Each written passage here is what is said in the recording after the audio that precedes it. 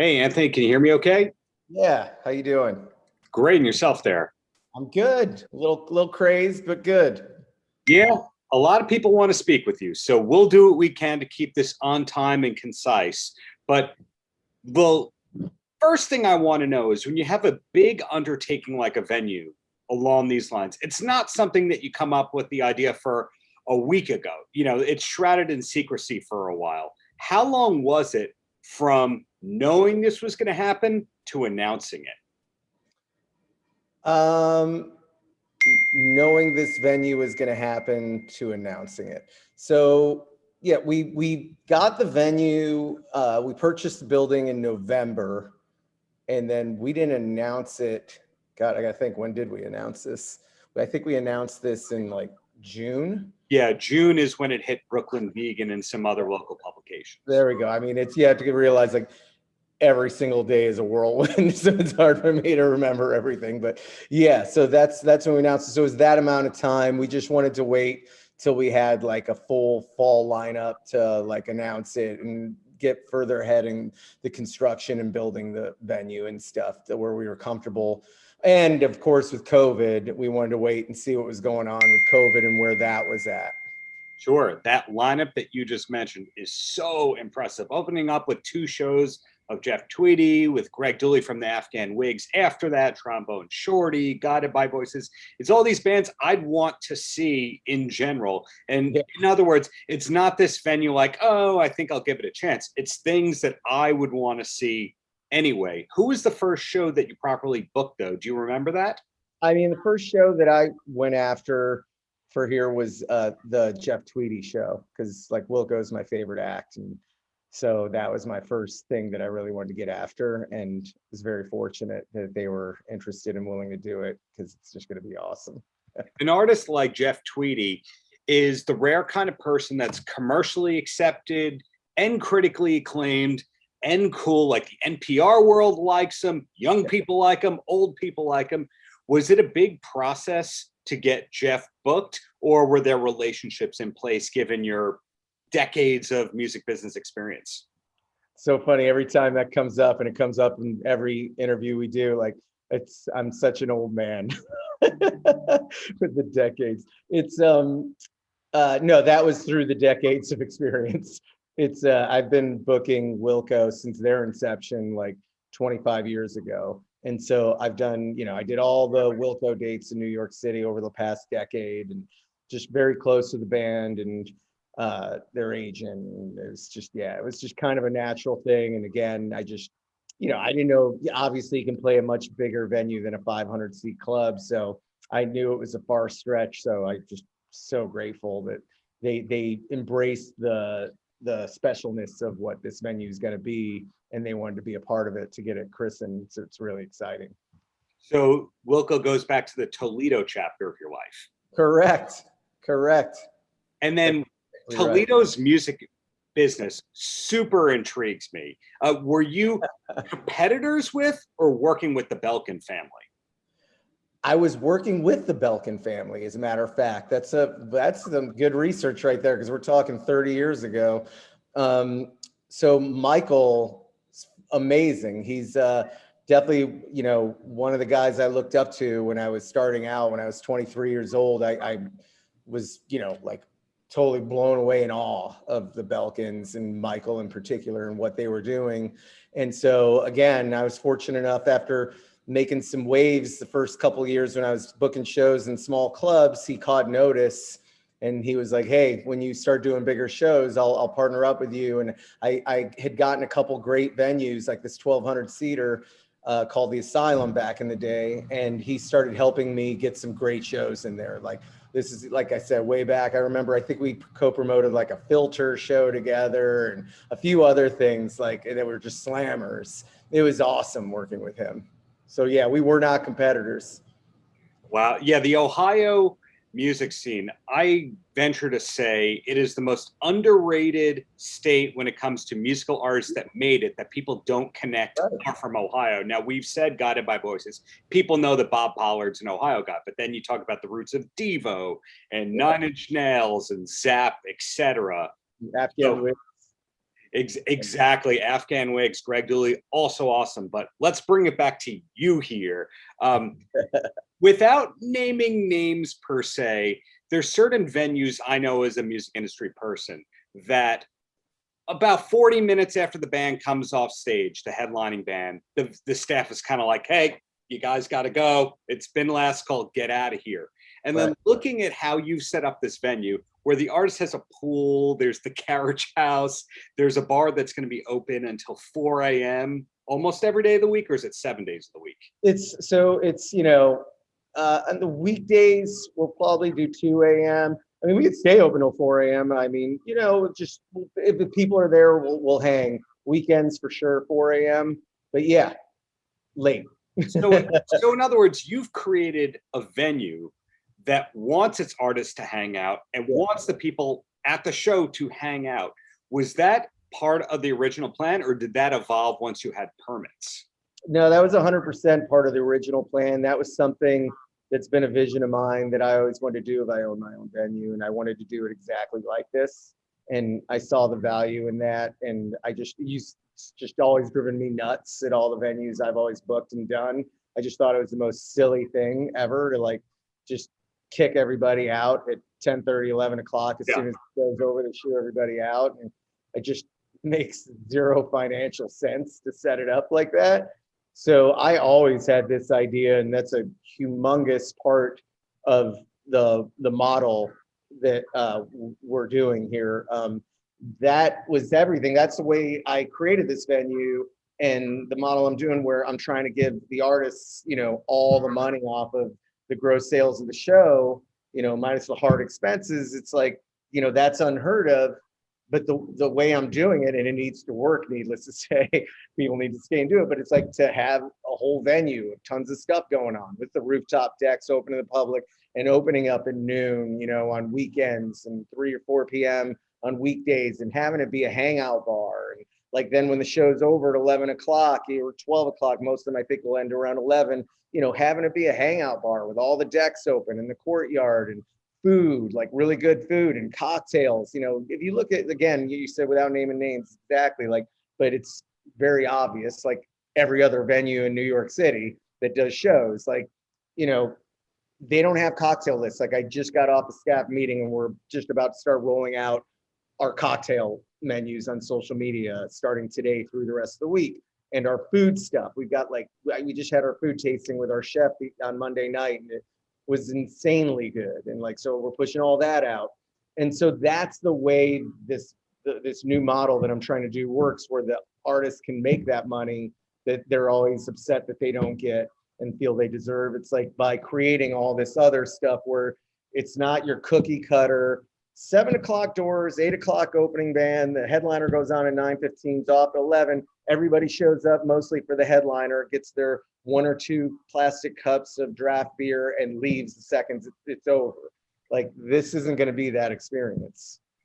Yeah, you're so good at what you do, clearly, because you just answered 3 of the things I was going to ask, which is the first thing when you mentioned about you have a very unique way of compensating the artists. I remember first reading about that in stuff about Steve Martin, that he got advice from another comic who I can't think of, who basically gave the advice of go to the venue, ask for all the money at the door, they can keep the bar, everyone's going to be happy, everyone's going to make more money, that kind of way. So that's an interesting approach that has worked for some people. Yep. Now, about the food and the drinks, I was about to say, so is it going to be like another one of these venues that I think of that gets you, that kicks you out around 11, that may or may not be at Irving Place, that that it's $34 for 2 24-ounce seltzers or beers? You just said there's going to be a curated menu of sorts. So who's the team behind the menu of the food and or cocktails?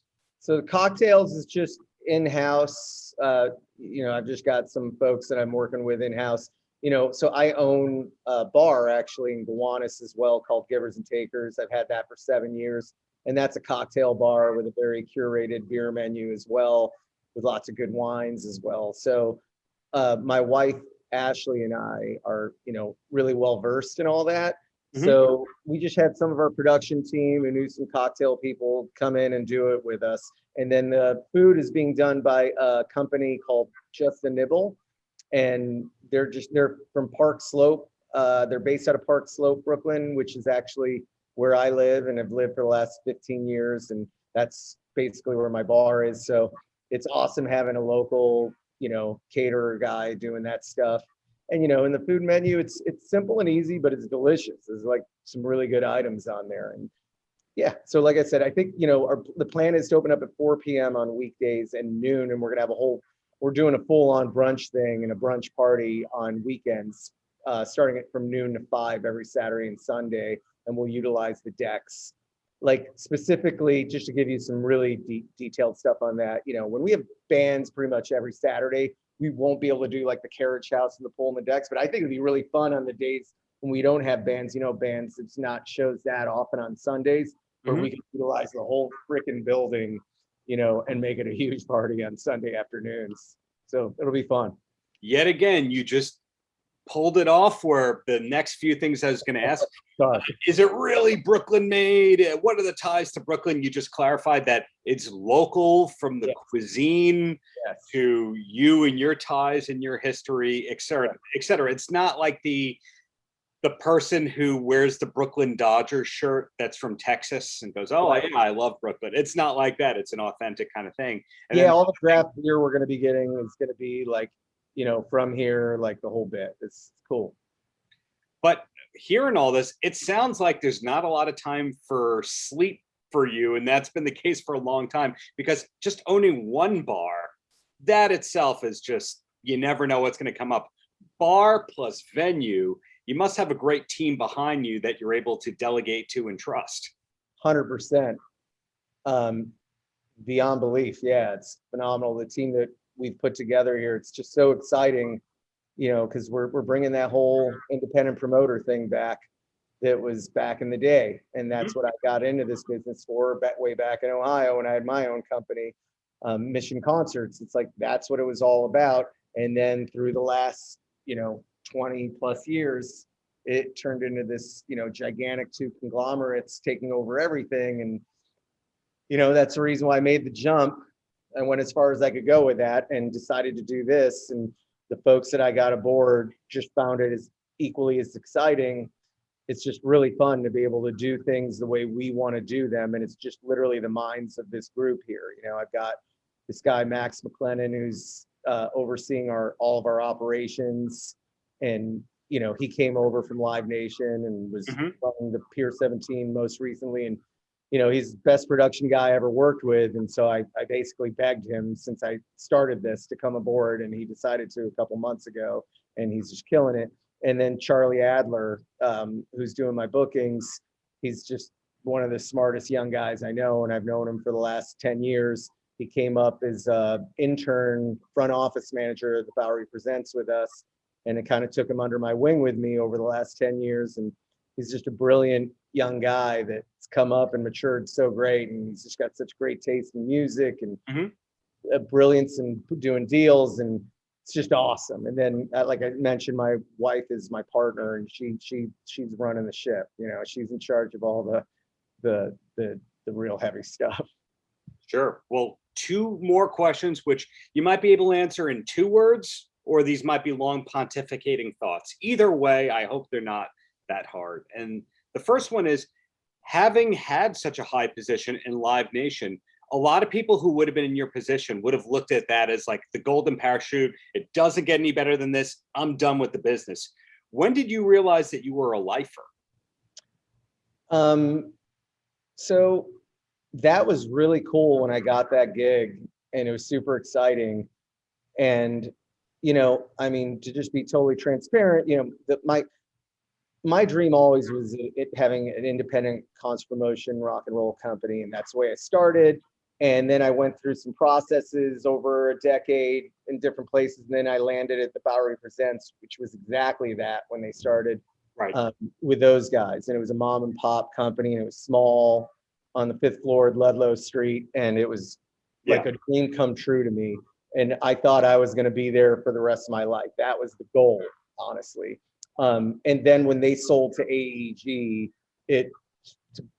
everyone knows this and knows me. It super bummed me out. There's nothing to hide there. I was really, really bummed out and sad about it. And then the reality was there for a couple of years, and it was, I don't see much difference between AEG and Live Nation. That's just my opinion. And Live Nation offered me a lot more money in a much bigger position with a much more, which really got me engaged with many more responsibilities instead of just being like a head buyer. And so like, I really wanted that. Clearly, I like controlling things and running things. So that was really intriguing and awesome to me. But then after doing that for a few years, I just found myself itching really bad for this. I never let go of this. And so, I had a dream in 2017 with this name. That's where it came from, and this whole idea. And then, honestly, it took COVID to hit, where it's just sitting home. And I'm like, you know what? It's kind of, maybe I'm insane, but I was like, I'm going to do this. And I made it happen. And it was an excuse to get out and, start over again. So that's how I came to that conclusion and decided this is the route I want to go. And I think it's pretty safe to say, this is probably the end of the road for me. I don't think the other guys will take me back, either one of them. So I better make this work.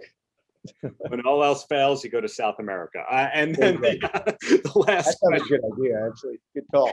Hey, you look at Ocesa, they just got absorbed by Live Nation, but that's a different side, a different thing for another time. The last thing I want to know is you find that just about every promoter has that one dream reunion that they wish that they could make happen. Just about every band has reunited ever that we could hope that is still live. They're still, we're still holding out for the Smiths. We would have gotten Husker Du, but we lost Grant Hart. Is there one dream reunion that maybe one day you would try and make happen there? Well, I guess, you just named one of them for sure, the Smiths, that hasn't done it. And I came up a massive Smiths fan in the late 80s.